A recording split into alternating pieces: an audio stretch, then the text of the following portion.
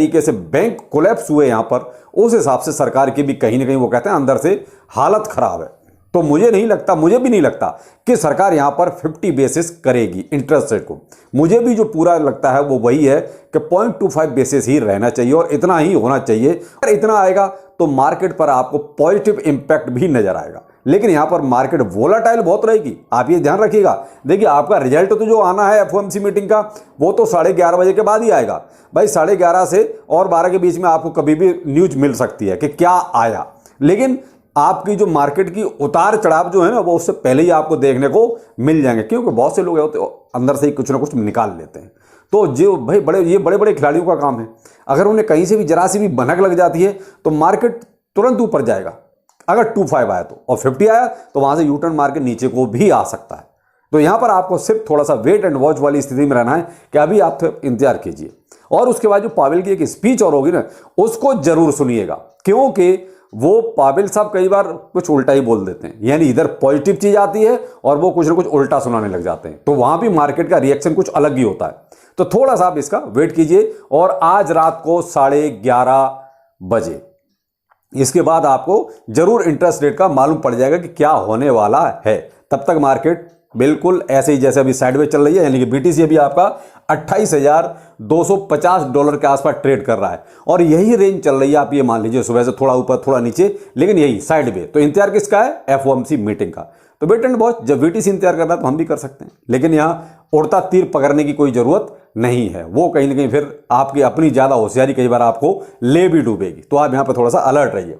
अब आते हैं शिवाइनू और बोन। मैं पहले बोन की बात करता हूं। देखिए साहब, बोन में एक 3-4 ही कमेंट थे जो मेरे टेलीग्राम पर थे, तो वहां पर देखिए आपके लिए बोन में अभी भी कोई दिक्कत नहीं है। इतनी ज्यादा हाय तोबा या वो कहते हैं ज्यादा उतावलेपन में मत रहिए। बोन है, कहीं नहीं जाएगा। मैं आज भी कहता हूं, अगर आपको ये लगता है कि साहब घाटा हो जाएगा, तो देखिए आपने 0.6 पर बाइंग की थी या 0.8 पर बाइंग की थी, और अभी करंट में चल रहा है $1.1। आप अभी भी फायदे में हैं। अगर आप रिस्क नहीं ले सकते हैं तो एग्जिट कर सकते हैं। अभी भी आप फायदे में, मैं ये नहीं कह रहा कि आप घाटे में, अभी भी फायदे में। लेकिन और किसी ने कहीं से किसी के कहने पर बाइंग की तो उसका तो मुझे नहीं पता, लेकिन जहां पर मैंने की और मेरे साथियों ने जो बाइंग की थी वो 0.6 और 0.8 पे की है। अगर जो लोग कमेंट कर रहे हैं यहां पर अगर उन्होंने बाइंग किया तो मेरे भाई अभी भी आप प्रॉफिट में हो, एग्जिट कर सकते हो। लेकिन हिम्मत रखो, अगर हिम्मत है तो। क्रिप्टो करेंसी में आए हो तो थोड़ा सा सब्र और हिम्मत रखनी पड़ेगी। अगर नहीं है तो आप फायदे में हो, आप अपना लो और बाहर हो जाओ, कोई दिक्कत नहीं। यही है। बाकी आप इंतजार कीजिए। अब क्या हुआ है, थोड़ा सा झटका लगाए। देखिए ज्यादा हाइप बनी हुई थी सिबेरियम की, अब सिबेरियम का कहीं ना कहीं थोड़ा सा मामला अटक गया।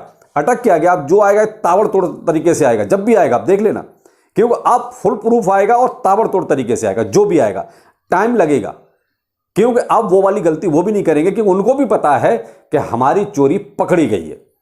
अब वो चाहे सही था या गलत था वो एक अलग मैटर है, लेकिन कहीं ना कहीं चोरी पकड़ी गई, तो इसलिए अब उनको तैयारी के लिए देखिए थोड़ा सा टाइम भी चाहिए। तो अब सिबेरियम की कोई बात भी नहीं हो रही अभी। अब जैसे ही कोई सिबेरियम की फिर से बात चलनी शुरू होगी, सबसे पहले तो यही भागेगा। शिवाइनू पे उसका इंपैक्ट कितना आएगा वो तो बात की बात है, लेकिन सारा इंपैक्ट आपको इसी पे नजर आएगा। आप एक सिबेरियम की न्यूज तो आने दो। तो भाई मेरा तो यही कहना, देखिए मैं तो होल्ड कर रहा हूं, मुझे कोई प्रॉब्लम नहीं है। आपको अगर तसल्ली है तो ठीक, नहीं है तो आप एग्जिट कर सकते हैं। आपके ऊपर डिपेंड करता है आपको क्या करना है।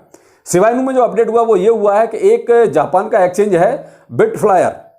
तो अब बिटफ्लायर के पास अपने यूजर जो है लगभग 2.5 मिलियन के आसपास हैं। तो देखिए यूजर तो बहुत है उसके पास, 2.5 मिलियन, और एक्सचेंज लिस्टिंग भी हो गई शिवाइनू की। लेकिन यहां मैं आपको एक चीज कहना चाहूंगा, देखिए शिवाइनू पर अब एक्सचेंज लिस्टिंग का कोई बहुत ज्यादा फर्क पड़ता नहीं है। हो जाए तो ठीक और नहीं हो तो ठीक। तो शिवाइनू की एक लिस्टिंग हो रही तो उससे कोई प्राइस बहुत ज्यादा भागेगा नहीं साहब, भूल जाइए अब। क्योंकि शिवाइनू का तो अब किसी पर भी लिस्टिंग हो जाए प्राइस पे आपको कोई इंपैक्ट नजर नहीं आएगा। शिवाइनू के प्राइस पे जो इंपैक्ट आएगा ना, या बोन पे जो इंपैक्ट आएगा, वो केवल अब आप सिबेरियम का वेट कीजिए। आप एक्सचेंजों को आप छोड़ दीजिए, कोई भी ऐसा एक्सचेंज नहीं बचा है जहां पर शिवाइनू नहीं है, और अब कोई रह भी गया है तो अब उस पर कोई फर्क आना नहीं है। आपको जो भी फर्क नजर आएगा वो सिबेरियम के आने से आएगा। तो जो भी शिवाइनू या सिबेरियम के या बोन के होल्डर हैं वो तो केवल अब सिबेरियम का वेट कीजिए और सारी चीजों को साइड में रख दीजिए। बर्निंग से कुछ होना जाना है नहीं इसमें। आप ये कहोगे शिवाइनू कोई बर्निंग बहुत ज्यादा हो रही है, नहीं हो रही है साहब। कहने को कोई कुछ भी कहे कि मिलियन हो गया, इतना हो गया, उतना हो गया, कुछ नहीं होना है इसकी बर्निंग से, क्योंकि जो बर्निंग हो रही है वो केवल नाम के लिए है, दिखाने के लिए है। तो आप बर्निंग को भी शिवाय न्यूज से फिलहाल हटा दीजिए, उससे कुछ होना ना जाना नहीं है। जो भी हाइप बनेगी अब सिवेरियम से बनेगी, तो आप उसका वेट कीजिए।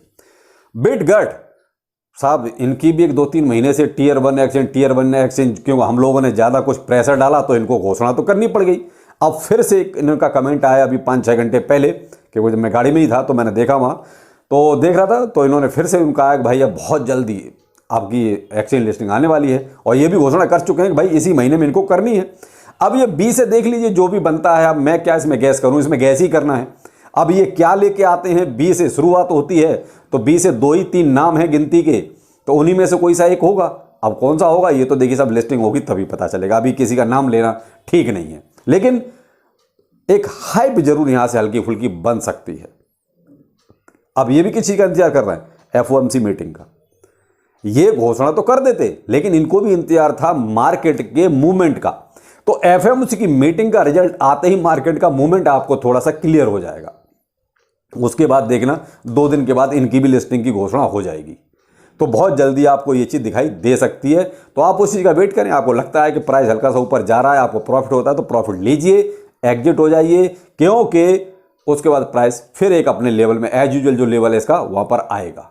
आप ये कहो यहाँ से इसका कोई बुल ट्रेंड शुरू हो जाएगा, नहीं साहब, कोई वो नहीं है। ये बुल ट्रेंड तो तभी शुरू होगा सब में जब सबके साथ रैली आएगी। अभी जो रैली चल रही है वो केवल और केवल BTC में चल रही है, वो भी केवल बैंकों के क्रैश की वजह से।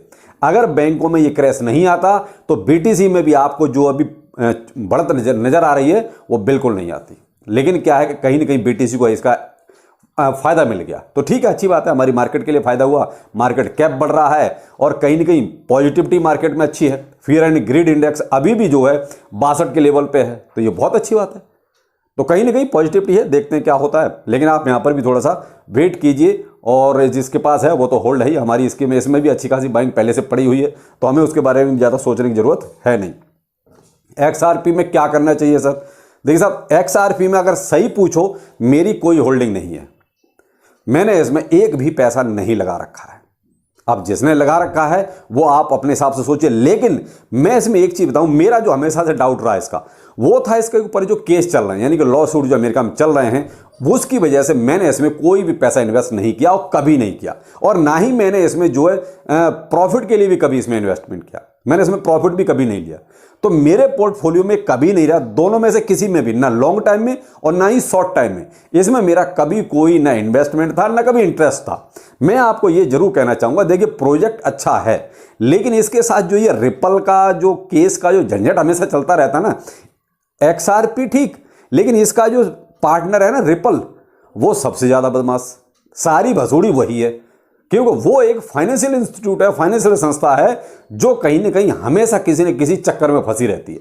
उसके ऊपर कोई ना कोई केस हमेशा चलता ही रहता है। और अब इनका केस अगर फाइनल होता है तो देखिए XRP में एक बहुत अच्छा आपको बूम नजर आएगा, बहुत अच्छा नजर आएगा। केस अगर चलता रहा तो ये ऐसे डामाडोल चलता रहा, कभी ऊपर कभी नीचे, कभी ऊपर कभी नीचे। जब तक इसका केस फाइनल नहीं होगा तब तक देखिए मुझे इसमें कोई उम्मीद ज्यादा है नहीं, ये अप एंड डाउन तो करता रहेगा। तो भाई जिसके पास भी होल्डिंग है वो आप अपने हिसाब से देख लीजिए, मैं इसमें ज्यादा कुछ भी कहना पसंद नहीं करूंगा, क्योंकि जब उसके ऊपर केस चल रहा हो, केस के बारे में मुझे कुछ पता नहीं कि भाई केस कब तक होगा, फाइनल नहीं होगा या और कितना लंबा चलेगा। अब कहने को तो ये भी कहा जा रहा है कि जून जुलाई तक इसका केस फाइनल हो जाएगा, लेकिन भाई केस है, हो जाए तो बहुत अच्छी बात, नहीं हुआ तो हो सकता है 5 साल और चल जाए। तो डिपेंड करता है केस पर कि वो केस किस सिचुएशन में है, किस कंडीशन में है। तो भाई देखिए, इसलिए मैंने इसमें कभी ना कोई इन्वेस्टमेंट किया, ना कभी प्रॉफिट के लिए इसके बारे में सोचा कि मैं इसमें डालूं और प्रॉफिट ले लूं। तो मैंने अपनी सिचुएशन इसमें क्लियर आपको कर दी। अब हम साहब आगरा और मथुरा 2 जगह रहे, 2-3 दिन आपके बाहर थे दिल्ली से। तो वहाँ देखिए अप्रॉक्स में जो है लगभग 60 से 65 लोगों से मिला, और वो भी पर्सनली मिला। या तो मैं मिला उनसे जाके, या मैंने उनको अपने पास बुला लिया, जिसको जैसा कहते हैं कन्वीनियंट लगा। ऐसा नहीं कि हम कोई वहाँ कोई बहुत मेगा शो कर रहे थे या बहुत ज़्यादा गैदरिंग कर रहे थे, नहीं भाई, हमारा ऐसा कोई भी वो नहीं था। हम बहुत ही 1 या 2 बंदों से ही एक बार में मिले, आराम से तसल्ली से बैठ के बात की, और अच्छा लगा। सबसे प्रॉब्लम्स भी बहुत सी सॉल्व हुई, और मैंने आपको एक सज्जन का तो बाकायदा वीडियो बना के दिया। तो बहुत सी चीज़ें जो हम यूट्यूब पर नहीं बोल सकते, वहाँ उनको बोल के वो चीज़ें समझाई, तो अच्छा लगा। और मैं तो जब भी जहाँ भी जाऊँगा इसी तरीके से पहले आपको इन्फॉर्म करूँगा कि मैं उस इलाके में हूँ। जिसको भी मिलना है आप मुझे पर्सनली टेलीग्राम पर अपना कॉन्टैक्ट नंबर छोड़िए, मैं आपको उस इलाके में जब भी हूँगा आपसे जरूर मिल के जाऊँगा। अब मथुरा और आगरा में जो लोग रह गए तो भाई उनसे मैं माफ़ी चाहता हूँ, टाइम की कमी थी तो इस वजह से मैं उनसे नहीं मिल पाया। आगे फिर कभी भी जैसे भी चक्कर लगेगा मैं आपसे पर्सनली फिर मिलूंगा। जो लोग मिल लिए उनको अब नहीं, जो रह गए उनसे मैं फिर दोबारा से कभी भी जब भी उधर आऊँगा ज़रूर मिलूंगा। ठीक है, तो आप प्लीज़ थोड़ा सा इस चीज़ के लिए मुझे माफ़ कीजिए कि मैं आपसे नहीं मिल पाया। तो चलिए आगे कभी भी जिस भी रूट पर किसी भी क्षेत्र में जब मैं जाऊंगा तो आपको इन्फॉर्म करूंगा। तो आप अगर चाहें मिलना तो मिल सकते हैं। मैं कोई भी पब्लिसिटी स्टंट नहीं करता इसीलिए कि वहाँ जाके मैं कोई बहुत बड़ी गैदरिंग करूँ, नहीं, मैं एक या दो बंदों से ही एक बार में मिलता हूँ। तो इस तरीके से मैं वहाँ आराम से मिला, क्योंकि 60-70 लोगों को एक साथ बुला लूँ, मैं ना सुन पाऊंगा ना वो मेरा कुछ सुन पाएंगे, तो फ़ायदा क्या हुआ मिलने का। तो इसलिए मैं बहुत लिमिटेड लोगों से मिला और बहुत कम लोगों से मिला, इसलिए ये मेरा प्रोग्राम बहुत ही सफल रहा। तो आपसे फिर उम्मीद करता हूं कि आगे जहां भी जाऊंगा आप मुझे ज़रूर मिलेंगे। तो चलिए फिर मिलते हैं, नमस्कार।